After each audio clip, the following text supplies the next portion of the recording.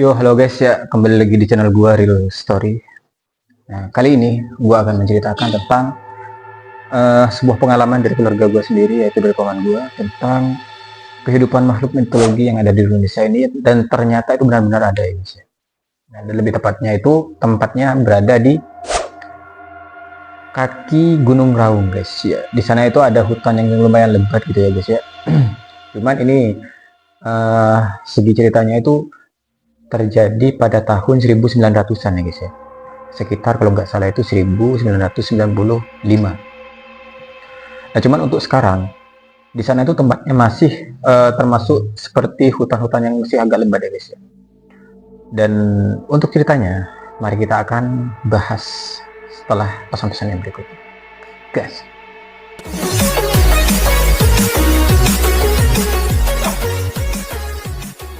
Nah, gini guys. Ini kemarinnya gue datang ke rumah paman gue sendiri, ya kan, termasuk saudara ya guys ya. Di sana itu dia bercerita guys, bahwa di Indonesia ini ternyata terdapat makhluk mitologi, dan sampai sekarang kemungkinan besar makhluk tersebut masih ada dan mendiami hutan tersebut. Nah, di sana itu tempatnya itu untuk era modern ini masih lumayan seperti hutan-hutan pada zaman dahulu guys. Masih lebat, masih terkenal, ataupun vibesnya rasanya itu masih seram gitu. Jadi hutannya itu masih seperti hutan-hutan zaman dahulu. Nah, ceritanya ini guys, paman gua itu memiliki teman, dan sekarang temannya sudah wafat ya guys ya. Dan temannya itu sekitar kalau nggak salah 4 atau 5 orang guys. Nah, dan pada waktu itu si temannya paman gua tersebut ini memiliki niat ataupun ide untuk mencari penghasilan guys. Dan mohon maaf ya guys ya, dan untuk idenya tersebut ini memang agak terkesannya itu lebih ke yang hal-hal negatif ya guys ya. Jadi untuk pemirsa yang menonton video ini, jadi ini tidak untuk ditiru. Nah, dan idenya adalah untuk mencari uang ya guys ya. Paman gua ini diajak oleh temannya untuk mencuri sebuah kayu yang berada di hutan tersebut. Karena kalau untuk hutan-hutan yang di dekat dengan sebuah desa yang ada di sana itu takutnya ketahuan ataupun terlihat oleh warga tersebut, jadinya bisa dilaporkan guys, seperti itu. Nah, jadi idenya si teman paman gua ini adalah untuk menebang kayu yang ada di hutan sana. Nah, jadi paman gua usul guys ya. Usulnya gini, kita akan ngambil kayu di mana? Kita akan mencari kayu di mana? Karena untuk di dekat desa tersebut itu sangat berisiko tinggi, dan jadinya itu bisa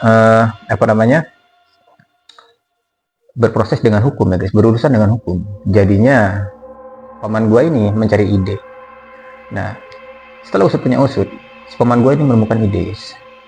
Jadi dia itu memiliki usulan gini, gimana kalau kita itu cari kayu di alas 55 ataupun hutan 55 ya guys. Terkenalnya di sini itu hutannya itu bernama alas 55. Nah, dan tempatnya itu berseberangan sedikit untuk mendekati kaki Gunung Raung guys, di sebelah sana.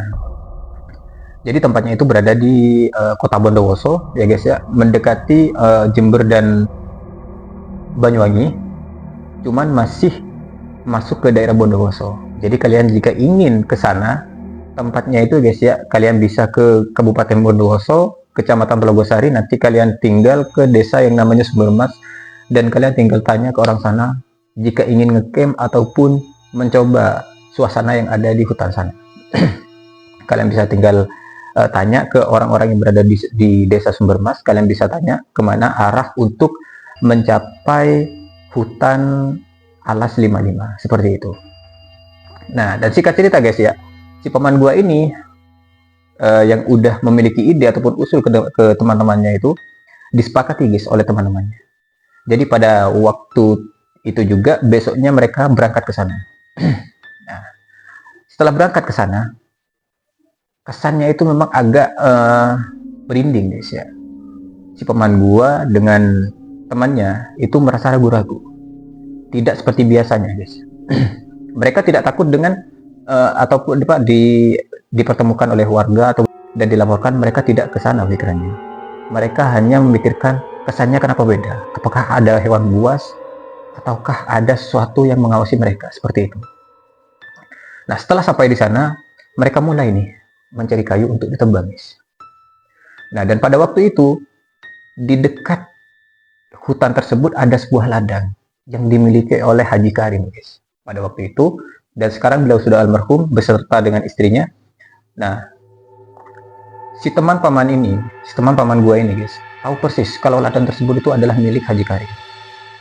Dan dia tahu persis bahwa istrinya Haji Karim ini berparas cantik, guys, dengan kesan-kesan dan mungkin memiliki darah Jepang gitu, guys, ya.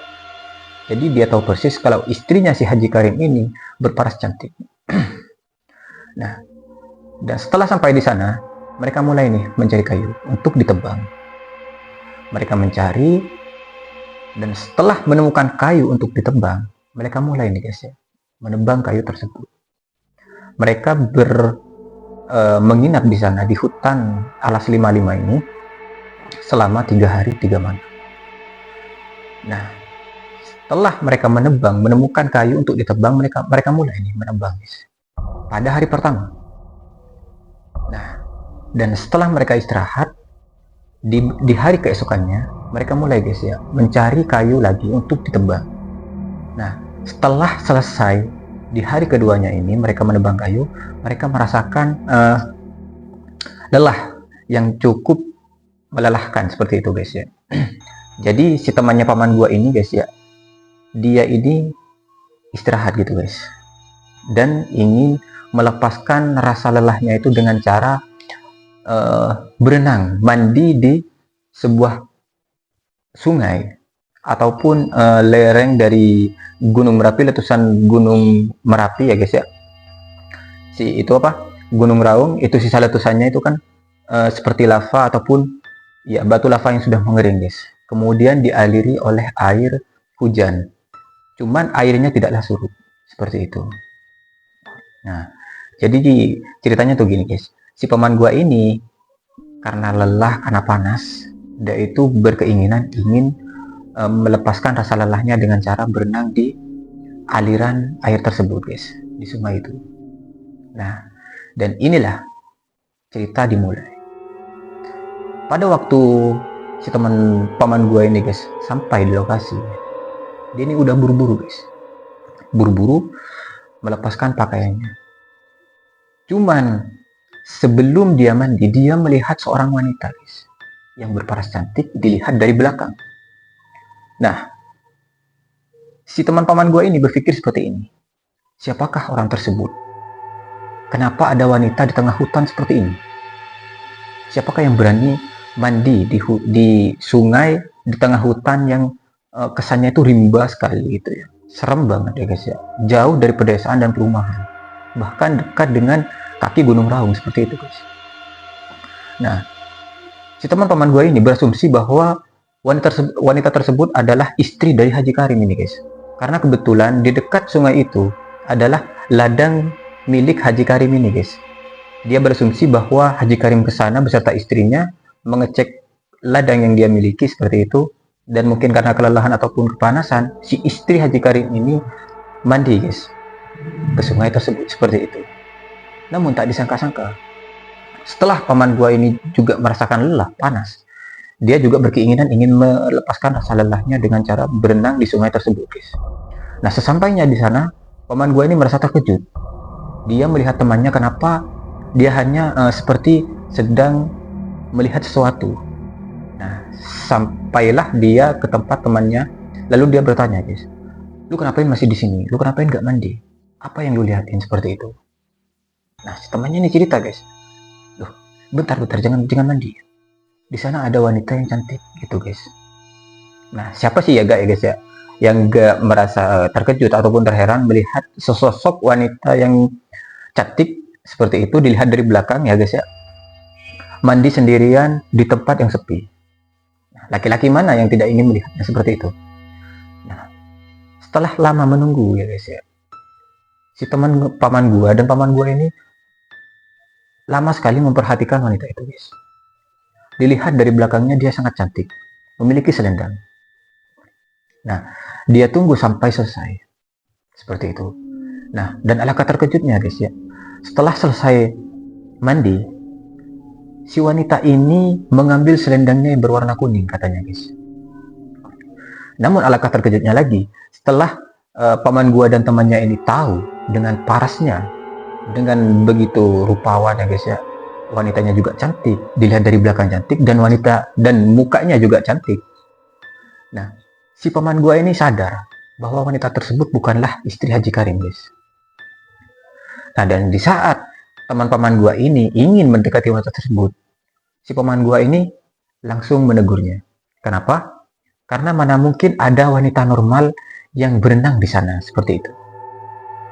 Nah, dan jika tidak ditegur guys ya, oleh paman gue sendiri, entah apa yang akan terjadi kepada temannya.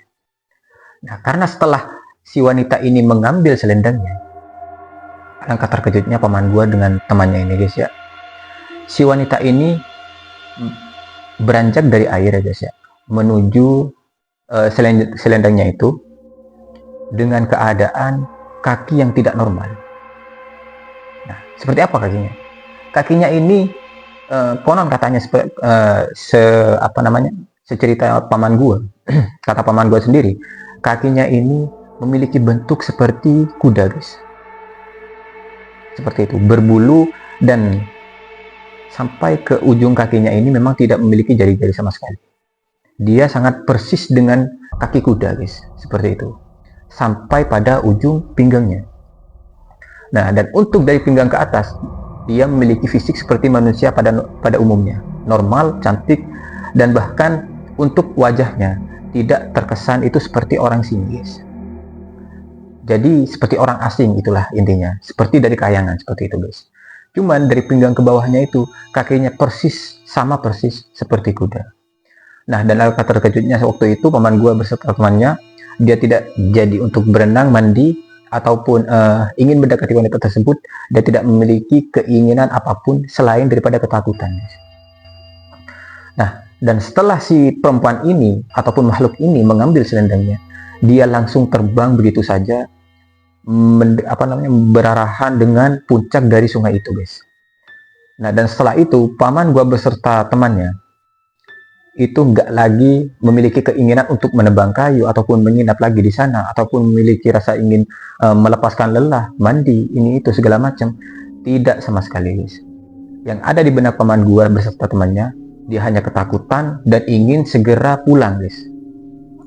Nah, dan setelah kembali ke campnya, paman gua beserta temannya ini bercerita juga ke teman yang lain dengan segala sesuatu yang sudah mereka alami ya guys ya, dengan sesuatu yang sudah mereka lihat sendiri. Akhirnya mereka bertiga memutuskan untuk pergi dan kembali ke rumah mereka masing-masing. Dan untuk kayu yang mereka sudah tebang, mereka sudah tak lagi memikirkan hal tersebut. Nah, seperti itu guys. Terkesan memang agak sebuah kebohongan yang diceritakan oleh paman gue ini guys. Namun, untuk menilai cerita paman gua ini adalah sebuah kebohongan adalah barang bukti yang sudah ada guys. Ada saksi mata yang benar-benar menyaksikan peristiwa tersebut. Nah, jika kalian berpenasaran, ingin tahu sendiri gitu tentang kebenaran ataupun kebohongan dari cerita yang saya sampaikan tadi, kalian bisa datang sendiri ke tempatnya guys ya. Tapi mohon maaf, ini tidak untuk ditiru ya guys ya. Ini hanya sebuah kisah dan tidak untuk dievaluasi ataupun dibuktikan secara umum ya guys ya. Akan lebih baik jika cerita ini hanya untuk menjadi pelajaran semata. Namun untuk lokasinya berada di Kabupaten Bondowoso, Kecamatan Telogosari, dan jalannya melewati Desa Sumbermas. Di sana ada jalan yang langsung mengarah ke Alas 55. Nah, dari cerita yang saya sampaikan tadi, akan lebih baik jika ini hanya menjadi pelajaran untuk tidak sembarangan menebang kayu ataupun sembarangan untuk pergi ke sana. Nah, jadi menurut kalian semua, apa yang saya ceritakan ini adalah kenyataan ataukah bohongan. Dan saya memiliki saran, cerita ini hanyalah sebagai pelajaran, bukan untuk dibuktikan secara nyata. Jadi menurut teman-teman semuanya gimana untuk kisah yang saya ceritakan tadi? Apakah di tempat teman-teman juga ada cerita yang saya sebutkan, yang saya ceritakan? Jika ada, kalian bisa tulis ataupun ceritakan di kolom komentar. Dan terima kasih sudah menyimak video ini. Untuk kedepannya saya akan mengupdate tentang cerita-cerita ataupun story yang benar-benar terjadi, entah itu dari negara kita ataupun dari luar negeri sekalipun. Saya akan berusaha untuk menyajikan itu semua. Terima kasih buat kalian yang sudah menonton. Jangan lupa dukungannya dengan cara klik tombol subscribe dan nyalakan loncengnya. Jangan lupa juga di like, di share, dan terima kasih yang sudah stay di channel ini. See you and bye-bye.